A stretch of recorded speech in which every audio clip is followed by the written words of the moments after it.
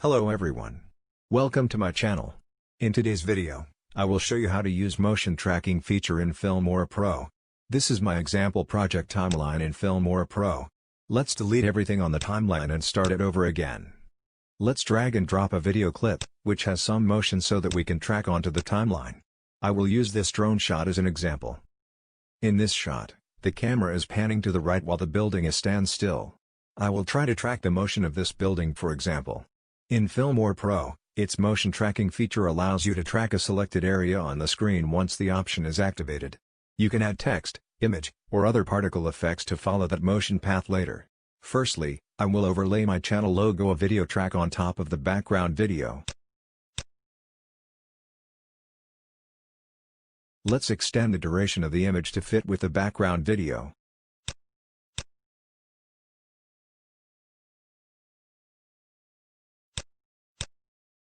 To add motion tracking effect, select this logo track on the timeline. Then, select this Control tab, go to Behavior. Click this plus button. Search for motion tracking here. Select motion tracking to add it to your clip Control Effect tab. Once the effect is added to your clip, you can activate and deactivate it by this button. Click this drop-down menu. At the Motion From option, select the clip you want to track motion. In this example, it's the background video of the building on my timeline. FilmoraPro will start analyzing the motion of the clip and will ask you to drag an area on the clip where you want to use as a tracking point. If you play the clip now, you will see many small spots on the screen which are the point that you can select. In this example, I will drag an area on top of the building to use as my tracking point. Now my logo image will follow the motion of these little green spots if I play the clip. Let's put my logo on the right side of the building so that you can see it better. Here is what the effect look like when all motion tracking parameters, including position, scale and rotation are activated.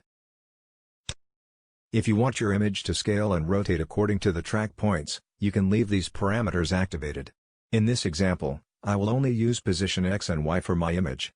By doing this, my logo, text and other elements will always keep the same size no matter where the track points are. That's how you can use motion tracking in FilmoraPro. Now you can add more text layer, more images onto the timeline and copy and paste the motion attribute of the first image so that they will follow the same motion. For example, I can add a new text layer, and type motion tracking next to my logo. Add FilmoraPro logo on a new layer. And an emoji image on the side of the building. Activate chroma key feature to remove the background of the emoji image. Now I can select my first logo track on the timeline, right-click on it and select Copy. You can also press Ctrl+C on your keyboard to copy the clip properties if you want. Then, highlight all the parts that you want to paste motion tracking attribute, right-click and select Paste Attributes at the pop-up menu. Because we only need the motion tracking attributes, we will disable Video Transform option at this window. Now we can export the project. And here is the final result.